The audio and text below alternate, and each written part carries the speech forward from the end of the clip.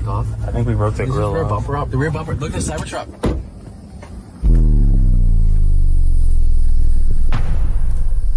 What? No! Are you kidding me?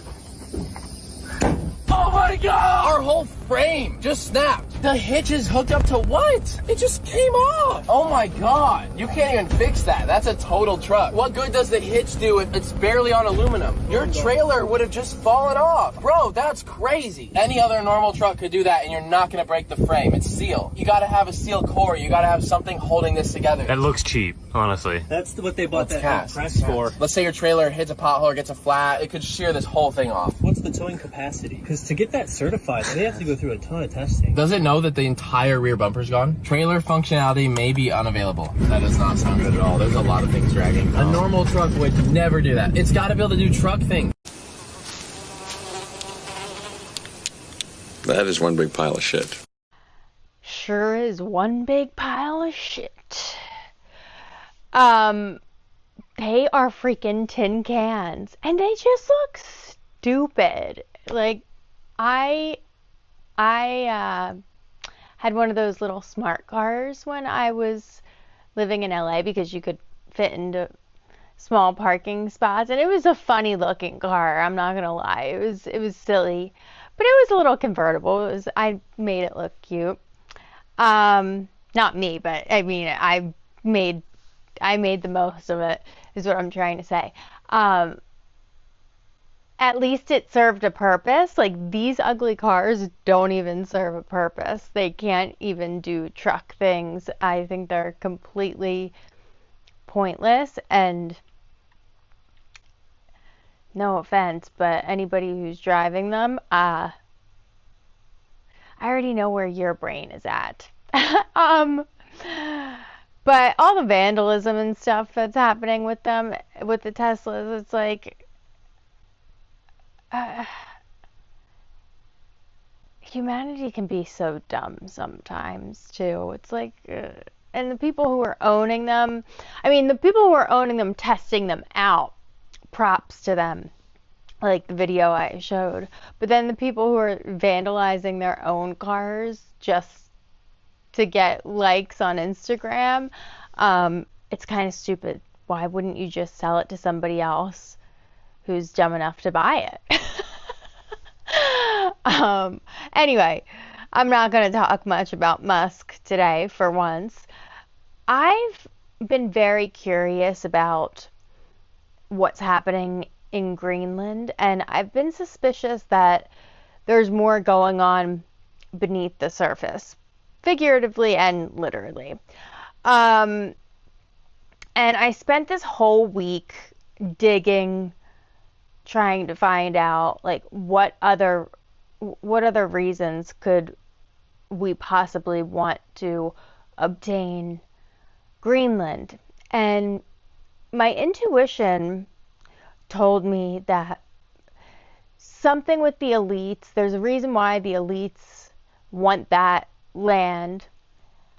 And then I thought about, I'm like, okay, Greenland is the country that is closest to the North Pole. And we always hear about all these conspiracies with Antarctica, but we don't really hear that much about the North Pole.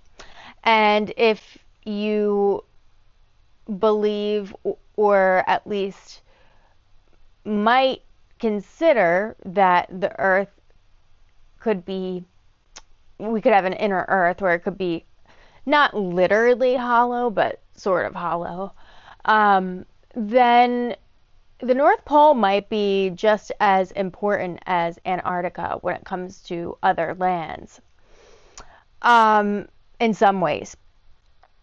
So I began to look into Nazi ties, since there's the Nazi ties in Antarctica. Sure enough, I found them. And ironically, I had no idea about this. Didn't see it on social media, knew nothing about this movie.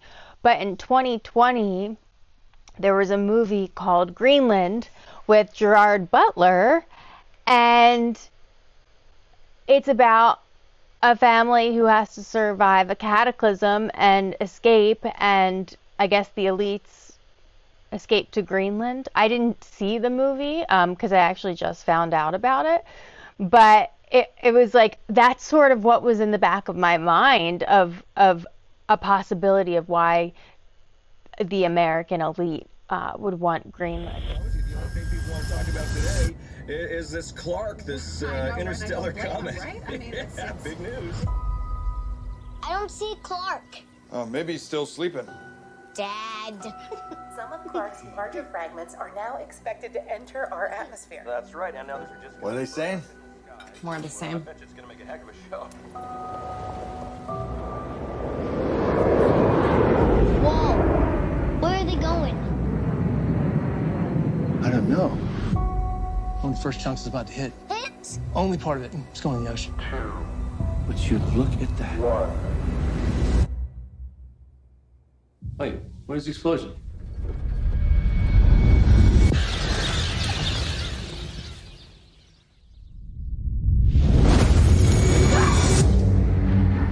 We now are getting word that the fragment has hit Central Florida. Oh my God. Wait, are some more pieces gonna hit?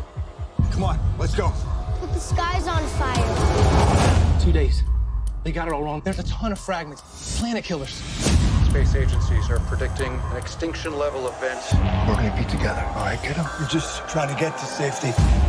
They've been tracking the military flights to bunkers in Greenland. It's our only chance. Move back! Perimeter breach. Perimeter breach. Runway 33. Allison! Nathan! Allison! Where's Dad? We'll find him. It's okay. Clark's largest fragment will hit in less than 24 hours. I swear, I'm gonna get my family into that bunker. I know you will, son. If you are hearing this broadcast, seek shelter immediately. What is it? What's going on? If you are hearing this broadcast, seek shelter immediately. Seek shelter immediately. Hang on, Nathan! Seek shelter immediately. Seek shelter immediately.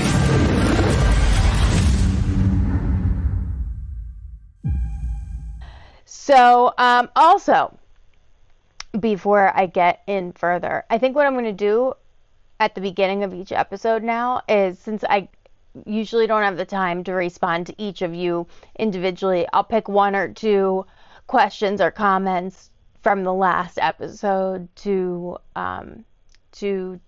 talk about. So it was a comment from Hazel, and she said that what I'm covering ends up being what she's thinking about at the time, and it turns up in the shows.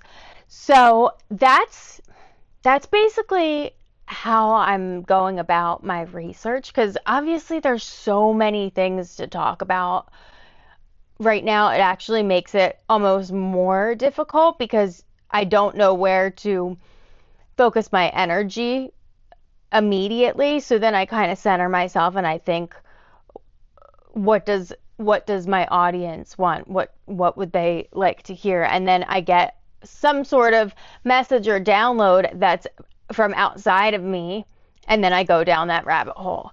So that's basically how I've been doing my research, and that's awesome that there's somebody out there who is really on the same wavelength. It kind of goes back to the telepathy episode. I mean, in some ways, I think that that's telepathic on both ends, that my audience is communicating with me, I'm communicating back, but it's the unsaid thing.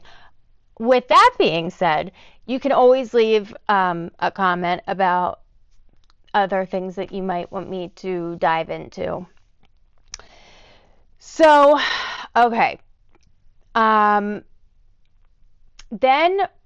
to bring it back to the Greenland thing, and the North Pole. A lot of people are talking about a pole shift, and if that's the case, from my research, it might not be like a 180 pole shift. The poles can shift different degrees. It doesn't have to be turned completely like that. And the pole is moving. Like there, I think it's. I'll have to pull up the article again. I want to say it's like 6 miles a year it's been moving, or it might be more. It might be more. But a lot of people think that a pole shift, like a significant one, is going to happen. And if that's the case, then at least parts of the world will be affected by it, especially coastal areas. So if that is the case, then Greenland, based off of the research I've done, it will become warmer and it might become green again. So there's debate on whether Greenland was named Greenland to make it like a more desirable place to go, even though it's not green, and Iceland was named Iceland even though it's more green, and they've reversed it for like trickery reasons basically. But then there's debate that Greenland actually was green at one time when the poles were in a different place. So this is what took me down a really interesting rabbit hole. And I do believe pole shifts impact weather. Like a lot of mainstream scientists will say that it really doesn't impact the weather that much, but I think even small pole shifts can definitely impact the weather. And I think that since Greenland is becoming such a hot topic, that it's going to be the center for, like, here's climate change. This is what's happening in Greenland. Look at all the ice melting. So we'll see what happens with that. Scientists have observed unexpected activity in the high Arctic as the magnetic North Pole moves towards Russia in an unprecedented manner. This shift has intrigued researchers worldwide.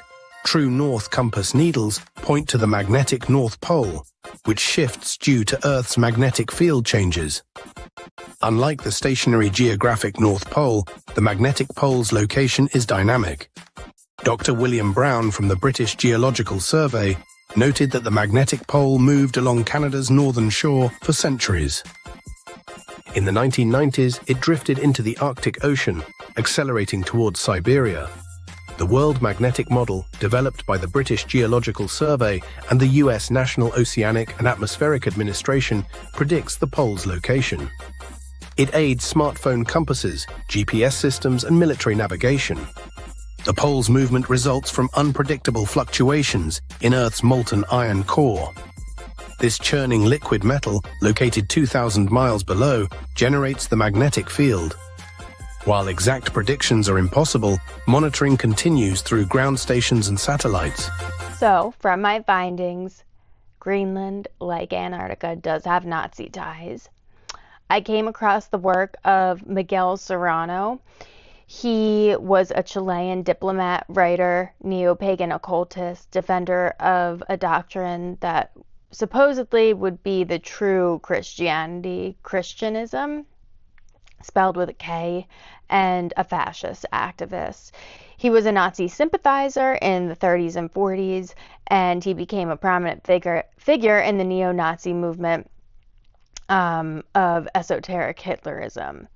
Serrano claimed Aryans founded what was known as Hyperborea, a mythological northern land inhabited by a giant species that lived a very long time, similar to the Nephilim, right? He believed in a new golden age, which we keep hearing, and he believed that it would be attained if the Hyperboreans cleansed their blood, restoring it with the black sun.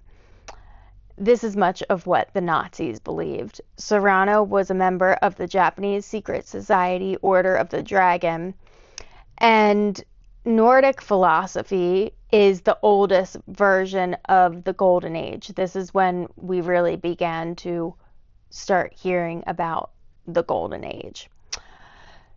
So inside the Earth, it's thought that the inner Earth is like an equilibrium, and the outer Earth was that way at one point. But Nazis believed that, or I shouldn't even say believed, because I should say believed. They've just transformed themselves into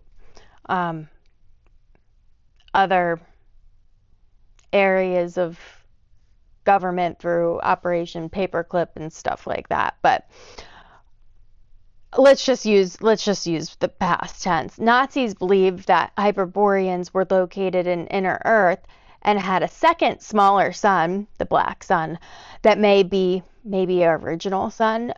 They believed there was once a golden age where Nephilim roamed and ruled the outer Earth openly. So ancient Egyptians also believed that there was a second Earth beneath the Earth that we know, and the Babylonians, Norse mythology, Mayans, etc., all of the ancients understood this concept of inner Earth. So again, I haven't made an absolute conclusion on the flat versus round Earth thing, and I may never. I still have to see more evidence, but the hollow Earth thing actually does speak to me, and I find it interesting that the Nazis, who were gaining all of this advanced technology, also believe that, and there has to be alien ties. Nazis believed that Hyperboreans commanded the power of Vril and possessed a third eye. The Vril powers gave them telepathic and telekinetic abilities. So funny that I was talking about that last episode, and it's coming up again.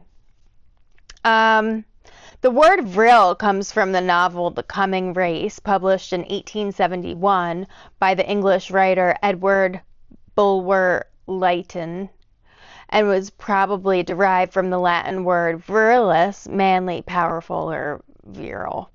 In this novel, the narrator encounters a subterranean race of humans, the Vrilya, who possess a psychic vital energy called Vril, far superior to that of the human race. The Vril powers enable them to use telepathy and telekinesis and allow them to influence any form of animate or inanimate matter to heal, raise the dead, or destroy. So, is this part of what's happening with the Greenland stuff? There was a base that I'm going to kind of touch on later in the episode. There was a base called Camp Century, and Project Iceworm, which I never had heard of until this past week, was a top secret United States Army program during the Cold War, and it sounds like it was deep underground military stuff going on there. So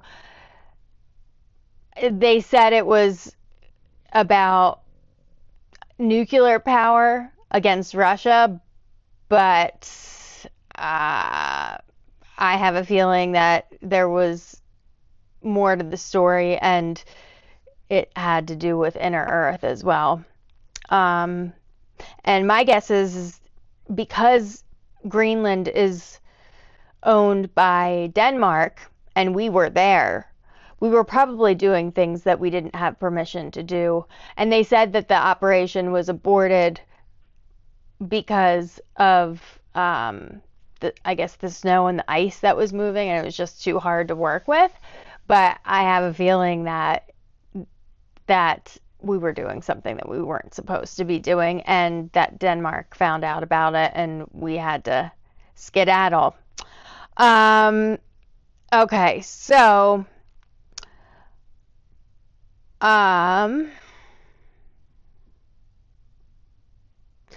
I'm sure some of you have heard of the Thule Society or Tool Society.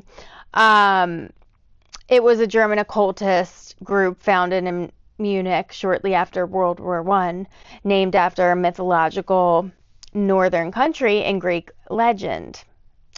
The society is notable chiefly as the organization that sponsored the Deutsche Albert, blah, blah, blah, I don't know how to say that.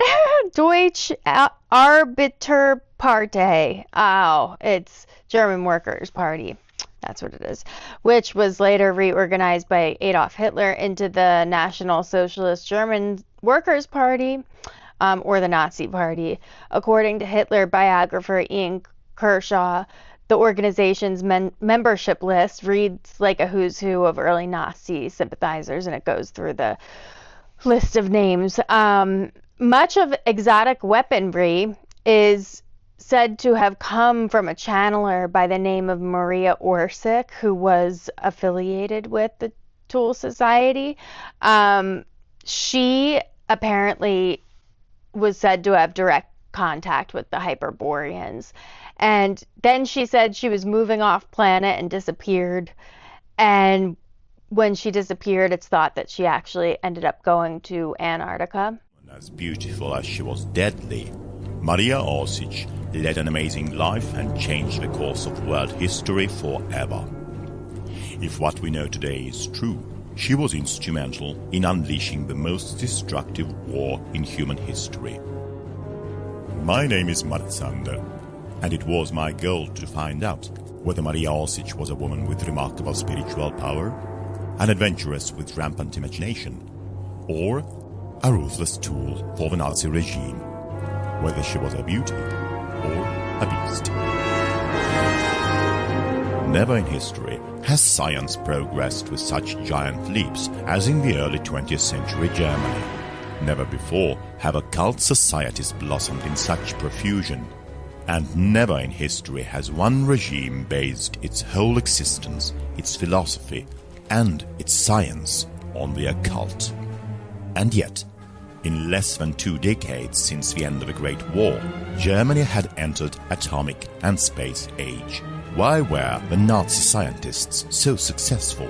Is it true that their fringe teams experimented with anti-gravity, exotic propulsion systems, and cold fusion, and that they actually won the race for the atomic bomb? Hermann Oberth, one of the founding fathers of rocketry and astronautics, who was later employed by NASA, has confessed, "We were helped by people from other worlds." Another German in the United States, Willy Ley, was the first to shed light on German occult societies, such as the Thule Society, which included amongst its members the future Nazi leaders Himmler, Hess, and probably even Hitler. The Thule Society had a special branch for female mediums, employing remote viewing and other spiritual techniques to obtain information from other galaxies and dimensions. This group was led by a woman called Maria Orsic, who reportedly received messages from another galaxy, from those who had once engineered the human race. Her mysterious drawings launched the search for new energy forms and resulted in experiments to manipulate gravity, space, and time. There are hundreds, if not thousands, of internet sites where the name of Maria Orsic can be encountered. And yet, the most important questions remain unanswered. Where did her visions come from, and where did they lead her?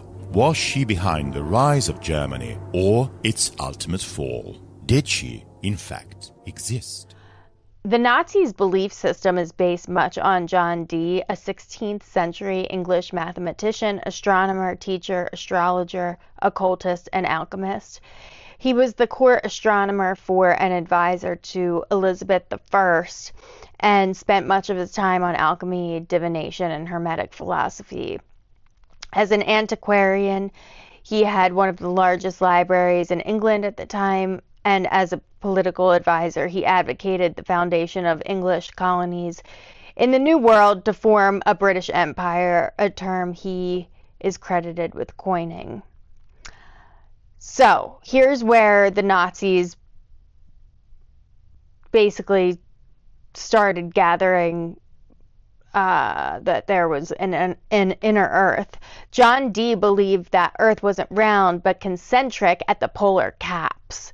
He tried to convince Queen Elizabeth I to take over Greenland because the land accessed a parallel universe. The neo-Nazis adopted this belief, and thus Greenland became a serious point of interest. But for whatever reason, and I'm not sure, I still have to do more research on it, for whatever reason, it seems like there was more of an interest in Antarctica. But Greenland is barely ever talked about when it comes to the Nazi conspiracies of inner Earth and the ice wall and stuff like that. John Dee claimed to have direct communication with the Hyperboreans also, much like Maria Orsic. And he used a black obsidian mirror that was made in Mexico by the Aztecs, which you can actually still find in the British Museum today. But that's how he said he communicated with them, interestingly enough. Ever heard of a man who combined mathematics, mysticism, and espionage in Elizabethan England? Meet John Dee, the enigmatic polymath who served as an advisor to Queen Elizabeth I. During a time when science and magic often intersected, Dee's genius saw him drafting astrological charts for royalty, navigating new trade routes, and developing cryptographic techniques. Despite widespread skepticism and accusation of heresy, Dee's bold intelligence gathering and covert strategies were pivotal in establishing England's alliances, laying the groundwork for its future naval dominance. Though his name has faded from popular history, Dee's impact on espionage and statecraft remains remarkable, showcasing the power of knowledge in reshaping nations. So we have a U.S. military base in Greenland known as Badufik Base. It was once called Thule Air Base, named after the Thule Society of the Nazis. Nazi fingerprints all over Greenland. And this location is of extreme importance to the U.S. military. And now it's turned into a Space Force base. Why do we have a Space Force base in Greenland? Could it be that maybe we're not exploring outer space from there, but we're exploring inner space that is lands and continents that are unknown to us? Now, again, I'm not suggesting that the Earth is flat or round. I don't know. But I definitely believe that there's more to know at the poles when it comes to the North and the South Pole. And the Nazis clearly knew that.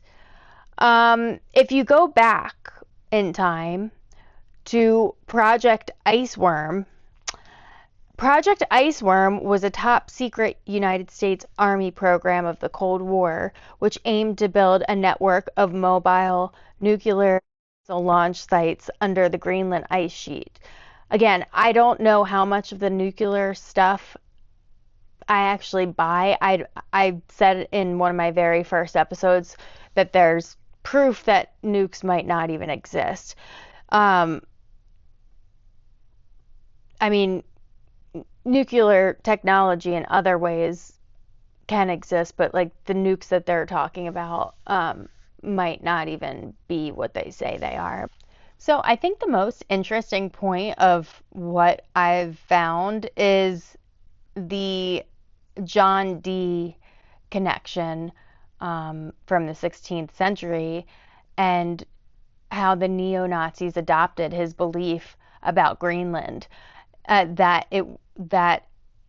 it basically was land that accessed a parallel universe. And doesn't that make sense if they are like that with Antarctica? Wouldn't it make sense that it would be that way on the opposite end too? I certainly think that there's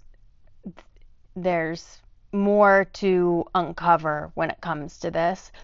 And it's interesting. Nobody's really talking about like, hey, what's really going on in Greenland?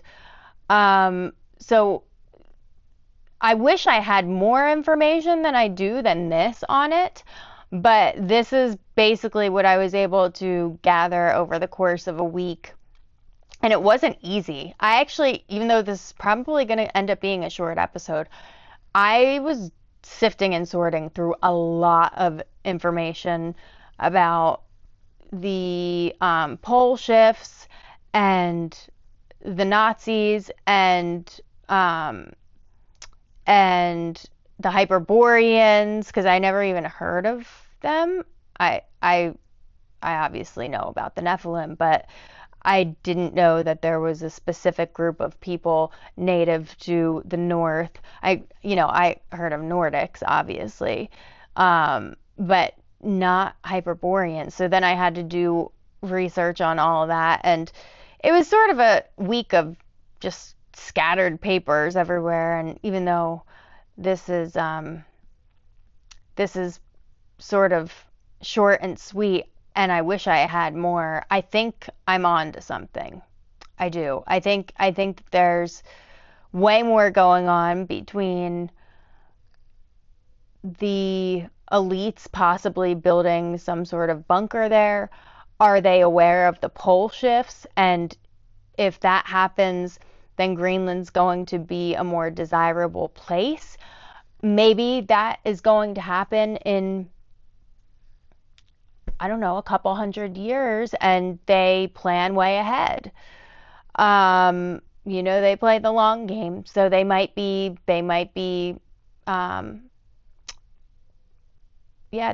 preparing for something. It's nothing that I would worry about if I were you. I wouldn't get fearful over that, because they've been saying things about pole shifts for a long time, and it's possible that the small pole shifts that we're seeing now, even though they've sped up over years and increased in length, that might just be the continuation of the normal pole shift. So between the elites wanting that land and the Nazi ties and Space Force being there, there's way more going on here, guys, than just natural resources. It's got to be. It's got to be. And I certainly don't adopt any of these Nazi Nordic beliefs. It's what they believe, and that's why I'm presenting this to you. But I do find it interesting that both the Nazis and Zionists are obsessed with bloodlines. Why is that? Why are they so obsessed with bloodlines? It's sort of like, are they the two races at the top of the pyramid that have always been fighting with one another since the beginning of the Earth? Or the Earth as we know it? I think that might be what's been happening, is like it's two alien races, and we're all aliens technically. But it's funny because they both claim superiority, and they're mirrors of one another. It's just like politics and religion that oppose one another. Actually, if you put them side by side, they're almost identical. And it's the same thing with the Nazis and the Zionists to this day. So what gets tricky is, like, I still believe they're both working for the same evil force at the end of the day, even if they're opposing one another. But then it's like, who's really working for who?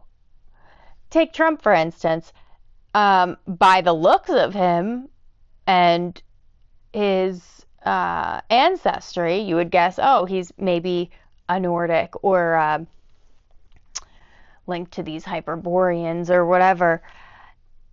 But he's such a Zionist bootlicker that how would that be possible? And then, then there's the just broad notion that the